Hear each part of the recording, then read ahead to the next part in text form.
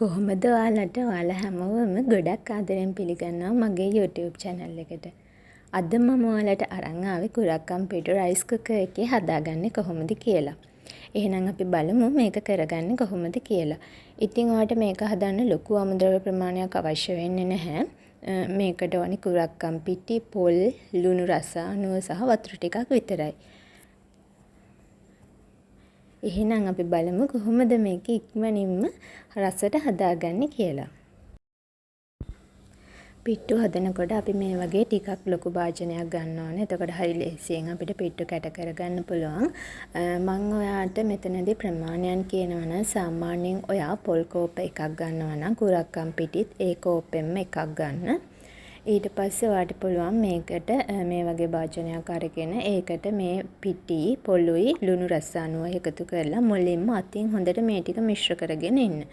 ඊට පස්සේ ඔයාට පුළුවන් වතුර ටික ටික ඇඟිලි තුඩු වලින් අරගෙන මේ මිශ්‍රණය හොඳට මිශ්‍ර කරගන්න. සාමාන්‍යයෙන් අපි සුදු පිට්ටු වල පිට්ටු කැට හදන තරම්ම කුරක්කන් පිට්ටු වල පිට්ටු කැට හදාගන්න අවශ්‍ය නැහැ. මේ වගේ ඇඟිලි තුඩු වලින් හොඳට මිශ්‍ර කර ගැනීමක් තමයි කරගන්න ඕනේ. ඉතින් ඔයා තව මතක තියාගන්න ඕනේ වතුර එකපාරට දාගන්න යන්න එපා. එහෙම වුණොත් වතුර වැඩි වෙන්න පුළුවන්. මේ විදිහට ඇඟිලි තුඩු වලින් චුට්ට චුට්ට දාගන්නකොට මේක අපිට හරිම පහසුවෙන් කරගන්නත් පුළුවන්. ඊට පස්සේ ඔයාට පේනවා නේද අපි වතුර ටික ටික දාලා මේක මිශ්‍ර කරගනිද්දී අපේ කුරක්කන් පිට්ටු එක ලස්සන පාටකට එනවා. මේ වගේ පාටකට එන්න ඕනේ වතුර ටික ටික දාලා හරි වතුර ප්‍රමාණය එනකොට. ඊට පස්සේ ඔයාට පුළුවන් දැන් මේක හරිද කියලා මිශ්‍රණය හොඳට ගානට මේ පිට්ටු කැට වෙලාද කියලා බලන්න. මේ විදිහට අතට පිට්ටු ගුලියක් අරගෙන ගුලි කරලා බලන්න. ඒක කැඩෙන්නේ නැතුව ගුලියක් වගේ තියෙනවා නම් ඔන්න අපේ පිට්ටු ටික හොඳට හැදිලා තියෙන්නේ. පිට්ටු මිශ්‍රණය හොඳට හැදිලා තියෙන්නේ. ඊට පස්සේ දැන් අපි මේ ටික රයිස් කුකර් එකේනේ තඹ ගන්න යන්නේ.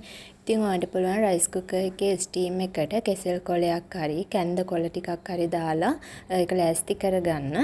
මම නම් කැන්ද කොල තමයි දැම්මේ. එතකොට මේ පිට්ටු එක දැම්මෙනකොට හරිම සුවඳක් එනවා. මුළු ගේම සුවඳයි. මම මේ වගේ කෝප් එකට තමයි මේ පිට්ටු ටික දාගන්නේ. මේ විදිහට දාලා හැන්දකින් හොඳට තද කරගන්න ඕනේ. එතකොට මේක කැඩෙන්නේ නැහැ.